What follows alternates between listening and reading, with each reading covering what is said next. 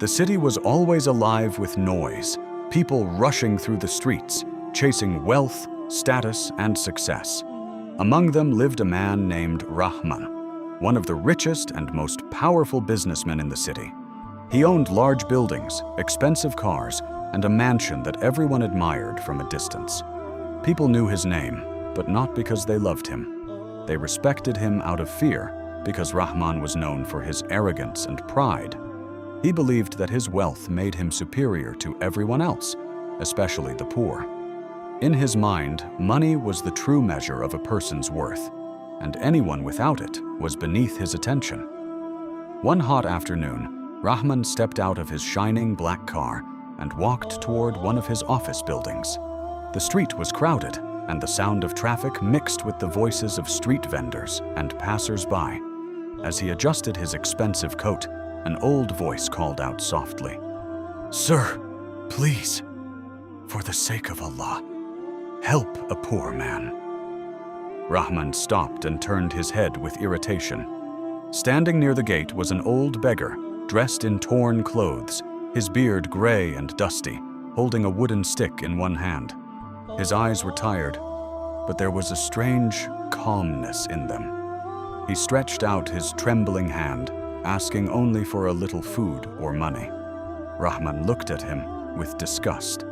A cold smile appeared on his face as he said, "Why don't you work instead of begging on the streets?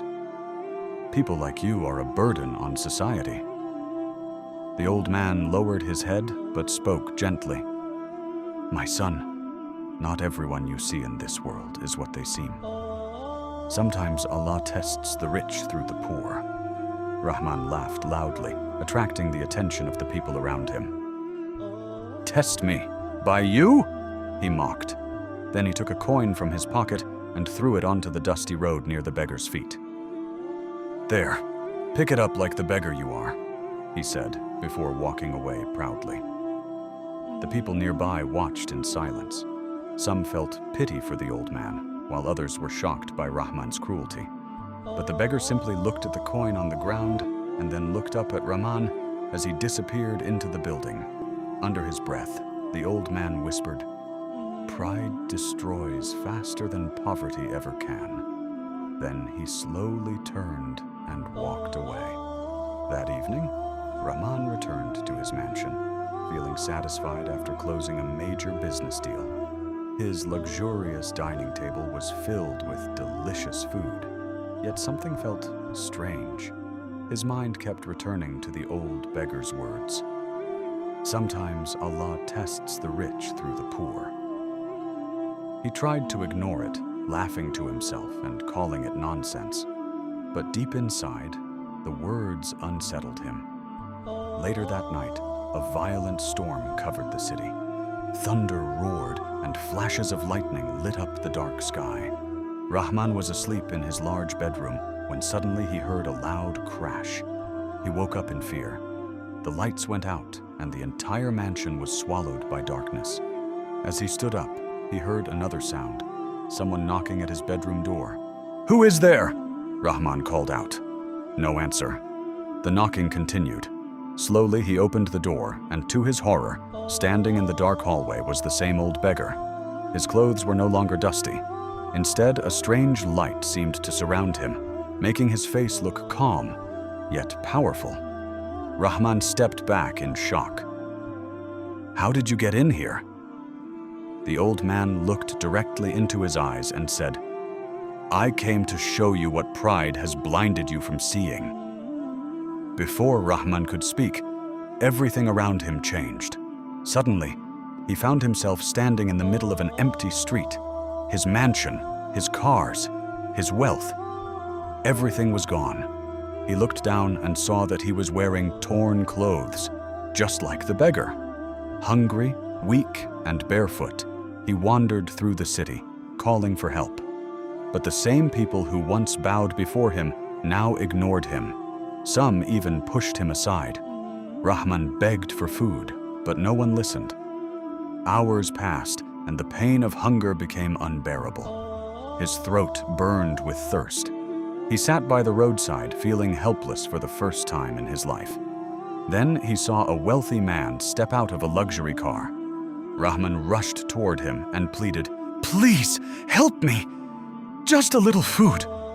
The rich man looked at him with the same cold eyes Rahman himself once had. "Get away from me," the man said, pushing him to the ground. At that moment, Rahman felt a deep pain in his chest, not from the fall, but from the realization of what he had done to others.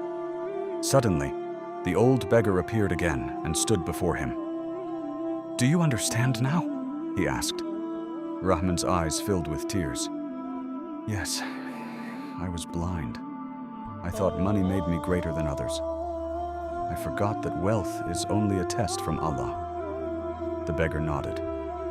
Allah raises whom He wills and lowers whom He wills. Pride can turn blessings into punishment. In the next moment, Rahman woke up in his bed, drenched in sweat. The storm outside had stopped. Morning light entered through the window.